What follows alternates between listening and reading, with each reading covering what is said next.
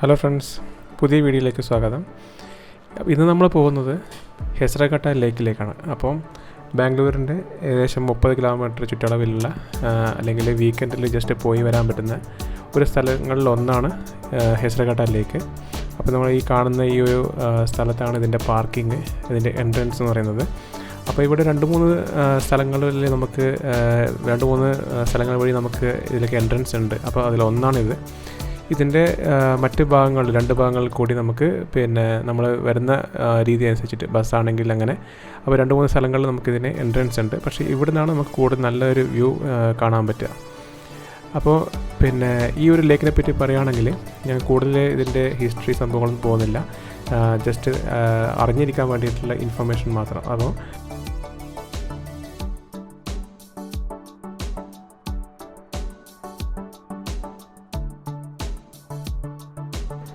അതായത് 1894 മനുഷ്യനിർമ്മിതമായിട്ടുള്ള ഒരു ജലസംഭരണി എന്നുള്ള രീതിയിൽ തുടങ്ങിയ, അതായത് വാട്ടർ സപ്ലൈക്ക് വേണ്ടിയിട്ട് മെയിനായിട്ട് ഫ്രഷ് വാട്ടർ ബാംഗ്ലൂരിലേക്ക് സപ്ലൈ ചെയ്യാൻ വേണ്ടിയിട്ട് ഉണ്ടാക്കിയിട്ടുള്ള ഒരു ലേക്കാണിത്.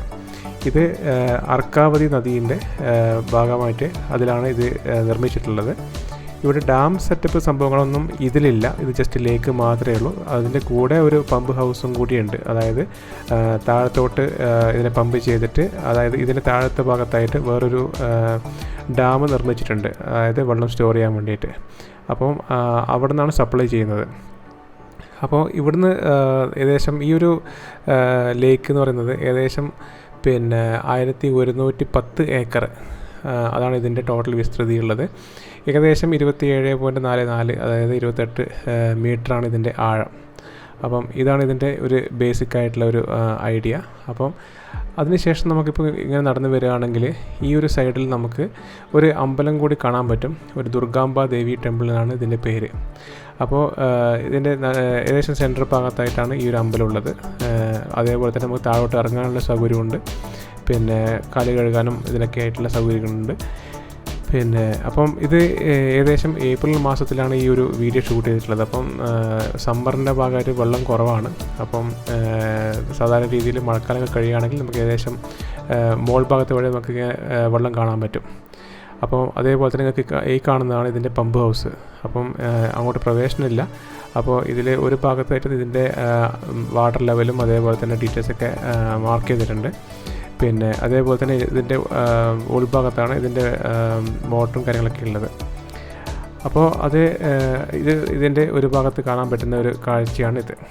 അപ്പോൾ ഇവിടുന്ന് ഏകദേശം നോക്കിക്കഴിഞ്ഞാൽ ഈ ഒരു വിശാലമായിട്ടുള്ള സ്ഥലം, ഇത് ആ ഒരു ഭാഗത്തേക്കാണ് ഇതിൻ്റെ നീണ്ടു കിടക്കുന്നത്. അപ്പം ഈ ഒരു സ്ഥലം എന്ന് വെച്ചാൽ ഇതിൻ്റെ ഒരു ഭാഗം മാത്രമേ ഉള്ളൂ. അപ്പോൾ ഇതിൻ്റെ മെയിൻ ഭാഗം ഇതിൻ്റെ ഓപ്പോസിറ്റ് സൈഡിലേക്ക് നീണ്ടു കിടക്കുന്നുണ്ട്. അപ്പം അതിൽ കുറേ ഫാമും കാര്യങ്ങളും അതേപോലെ തന്നെ ഒരുപാട് പക്ഷികളും സംഭവങ്ങളൊക്കെ നമുക്ക് ഇവിടെ കാണാൻ പറ്റും. അപ്പോൾ മഴക്കാലമൊക്കെ കഴിയുകയാണെങ്കിൽ കൂടുതൽ പച്ചപ്പും സംഭവങ്ങളൊക്കെ കാണാം. അതിൻ്റെ കൂടെ നമുക്ക് പറയാനുള്ളത്, ഇവിടേക്ക് എത്തിപ്പെടാനുള്ള സംഭവം എന്ന് വെച്ച് കഴിഞ്ഞാൽ നമുക്ക് ഇതിൻ്റെ ഇവിടുന്ന് ഈ എൻട്രൻസ് നേരത്തെ കാണിച്ച എൻട്രൻസിൻ്റെ അവിടെ നിന്ന് കുറച്ച് പോയി കഴിഞ്ഞാൽ നമുക്ക് മെയിൻ റോഡ്, ഹെസറഘട്ട മെയിൻ റോഡിലേക്ക് എത്തും. അവിടെ നമുക്ക് വെജിറ്റേറിയൻ ആണെങ്കിൽ അതും, അതേപോലെ തന്നെ നോൺ വെജിറ്റേറിയൻസിനാണെങ്കിൽ അങ്ങനെ അതിൻ്റെ ആയിട്ടുള്ള 2-3 ഹോട്ടൽസ് അവിടെ അവൈലബിൾ ആണ്. അവിടെ തന്നെയാണ് നമുക്ക് ഇതിൻ്റെ ബസ് സ്റ്റാൻഡ്, ഹെസറഘട്ട ബസ് സ്റ്റാൻഡ് ഉള്ളത്. അപ്പം അവിടെ നിന്ന് ഒരുപാട് ദൂരമില്ല, എന്നാലും ഒരു ചെറിയൊരു ഓട്ടോ പിടിച്ച് നമുക്ക് വരാൻ പറ്റുന്ന ദൂരം മാത്രമേ ഉള്ളൂ ഇവിടേക്ക്. അപ്പോൾ കൂടുതൽ നമുക്ക് ഇതിൻ്റെ ഒരു ഗ്രീനറിയും അതേപോലെ തന്നെ നമുക്ക് ഈ കാണുന്ന പരപ്പിൽ നമുക്ക് നടന്നു പോകാനുള്ള സൗകര്യമുണ്ട്. അതേപോലെ തന്നെ നമുക്ക് മറ്റുള്ള ഭാഗങ്ങളിൽ നിന്ന് വരികയാണെങ്കിൽ തന്നെ അവിടെ നിന്ന് നമുക്ക് പോകാനുള്ള സൗകര്യങ്ങളുണ്ട്. ഇതൊരു ഏപ്രിൽ മാസത്തിലായതുകൊണ്ട് നമുക്ക് കൂടുതൽ പച്ചപ്പും സംഭവങ്ങളും കാണാൻ പറ്റില്ല. പക്ഷെ എന്നാലും ഒരു മഴക്കാലം കഴിഞ്ഞിട്ടുള്ള സമയത്ത് വരികയാണെങ്കിൽ നല്ലൊരു ഭംഗിയുള്ള സ്ഥലമാണ് കാണാൻ വേണ്ടിയിട്ട്. അപ്പോൾ അതേപോലെ തന്നെ നമ്മളിപ്പോൾ വീക്കെൻഡ് ട്രിപ്പ് വരികയാണെങ്കിൽ വീക്കെൻഡിൽ നമുക്ക് 1 ഡേ ട്രിപ്പായിട്ട് ഇവിടെ വന്ന് പോകാൻ പറ്റും. അതേപോലെ തന്നെ ഇതിനടുത്ത് തന്നെ ഒരുപാട് കാര്യങ്ങൾ കാണാനുണ്ട്. അതായത് ബാംബു ഫോറസ്റ്റ്, അതേപോലെ തന്നെ കുറേ റിസോർട്ടുകളും കാര്യങ്ങളൊക്കെ ഉണ്ട്. അപ്പം ഇതൊക്കെ കണ്ടിട്ട് നമുക്കൊരു ദിവസം ഒരു 1 ഡേ ട്രിപ്പായിട്ട് വന്ന് പോവാം. താമസിക്കാൻ താല്പര്യമുള്ള ആൾക്കാരാണെങ്കിൽ ഇതിൻ്റെ അടുത്ത് തന്നെ റിസോർട്ട്സുകളുണ്ട്. അപ്പോൾ റിസോർട്ടിൽ വന്നിട്ട് താമസിച്ചിട്ട് ശനിയാഴ്ച താമസിച്ച് ഞായറാഴ്ച പോകുന്ന രീതിയിൽ താമസിച്ചിട്ട് പോകാൻ പറ്റും. അതേപോലെ തന്നെ അവർ അവിടെ നിന്ന് പല സ്ഥലങ്ങളിലും കൂട്ടിക്കൊണ്ടുപോകുന്നുണ്ട്. അപ്പോൾ റീസണബിൾ ആയിട്ടുള്ള റേറ്റിൽ നല്ല ഒരു റിസോർട്ട്സൊക്കെ ഇവിടെ കാണാൻ പറ്റും ഇതിന് അടുത്തായിട്ട്. അതേപോലെ തന്നെ ഞാൻ നേരത്തെ പറഞ്ഞ പോലെ ഒരു ബാംബു ഫോറസ്റ്റ് എന്നൊരു സംഭവമുണ്ട്. അപ്പം അവിടെ നമുക്കൊരു മുളങ്കാട് എന്ന് വേണമെങ്കിൽ പറയാം. പക്ഷേ മുള അല്ല കൂടുതലുള്ളത്. പക്ഷേ എന്നാലും നല്ലൊരു ചെറിയ രീതിയിലുള്ള കുറേ മരങ്ങൾ നല്ലൊരു ഓർഡറിൽ വച്ച് പിടിപ്പിച്ചിട്ടുള്ള നല്ല പച്ചപ്പായിട്ടുള്ള സ്ഥലം. അപ്പം അതൊക്കെ നമുക്ക് ഇതിൻ്റെ തൊട്ടടുത്താണ്. അതായത് ഇവിടുന്ന് വലിയ ദൂരമൊന്നുമില്ല. അപ്പോൾ ജസ്റ്റ് പോയിട്ട് കാണാൻ പറ്റും. അതേപോലെ തന്നെ ഫോട്ടോസും കാര്യങ്ങളൊക്കെ എടുക്കാൻ പറ്റും. അപ്പോൾ അങ്ങനെയൊക്കെയാണ് ഇതിൻ്റെ ഹെസർഗട്ട ലേക്കിൻ്റെ ഒരു എന്താ പറയുക ഹൈ ലെവലായിട്ടുള്ള നമുക്കൊരു വ്യൂ ആണിത്. അപ്പം താല്പര്യമുള്ള ആൾക്കാർക്ക് ഇത് ബാംഗ്ലൂരിൽ നിന്ന് ഏകദേശം 30 കിലോമീറ്റർ, മജസ്റ്റിക്കിൽ നിന്ന് 30 കിലോമീറ്റർ മാത്രമേ ദൂരമുള്ളൂ. അതേപോലെ തന്നെ നിങ്ങൾ സ്വന്തം വണ്ടികൾ വരികയാണെങ്കിൽ ഇതിനനുസരിച്ച് അങ്ങോട്ടും ഇങ്ങോട്ടും മാറാം.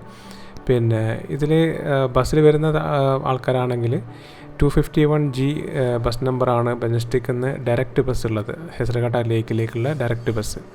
അതേപോലെ തന്നെ ഡയറക്റ്റ് ബസ് കിട്ടിയില്ലെങ്കിൽ അല്ലെങ്കിൽ 2 ബസ് മാറിക്കയറി വരികയാണെങ്കിൽ 271G എന്നുള്ള ഒരു ബസ് നമ്പറിൽ കയറി കഴിഞ്ഞാൽ പിന്നെ മജസ്റ്റിക്കിൽ നിന്ന് നേരെ സോമശെട്ടി ഹള്ളി എന്നുള്ള സ്ഥലത്തേക്ക് എത്തും. അവിടുന്ന് ജസ്റ്റ് അതായത് ആ ബസ് സ്റ്റോപ്പിൽ നിന്ന് നടന്നിട്ട് നമുക്ക് നെൽമംഗല എന്നുള്ള സ്ഥലത്തുള്ള ബസ് സ്റ്റാൻഡ് ഉണ്ട്. നെൽമംഗല ബസ് സ്റ്റാൻഡിൽ നിന്ന് ഹെസർഗട്ട ലേക്കിലേക്കുള്ള 407 എന്നുള്ള ബസ് നമ്പർ എടുത്തു കഴിഞ്ഞാൽ നമുക്ക് നേരെ ഈ ലേക്കിൻ്റെ അടുത്തേക്ക് എത്താൻ പറ്റും. 2 ബസ് മാറി കയറി കഴിഞ്ഞാൽ എത്താൻ പറ്റും. അപ്പോൾ നേരത്തെ പറഞ്ഞാൽ 251G ആണ് ഡയറക്റ്റ് ബസ് നമ്പർ. മജസ്റ്റിക്കിൽ നിന്ന് നേരെ ഏകദേശം ഒരു 2 മണിക്കൂറോളം ട്രാവലുണ്ട് അവിടെ നിന്ന്. കാരണം ഇവിടുത്തെ BMTC ബസ്സാണ്. അപ്പോൾ ഓൾമോസ്റ്റ് എല്ലാ സ്റ്റോപ്പൊക്കെ നിർത്തി അങ്ങനെ വരുമ്പോൾ ഏകദേശം 2 മണിക്കൂർ സമയമെടുക്കും ട്രാവൽ ടൈം. പക്ഷേ അതേസമയം നമ്മളിപ്പോൾ സ്വന്തം വണ്ടികൾ വരികയാണെങ്കിൽ കുറച്ചും കൂടി നമുക്ക് വേഗം എത്താൻ പറ്റും.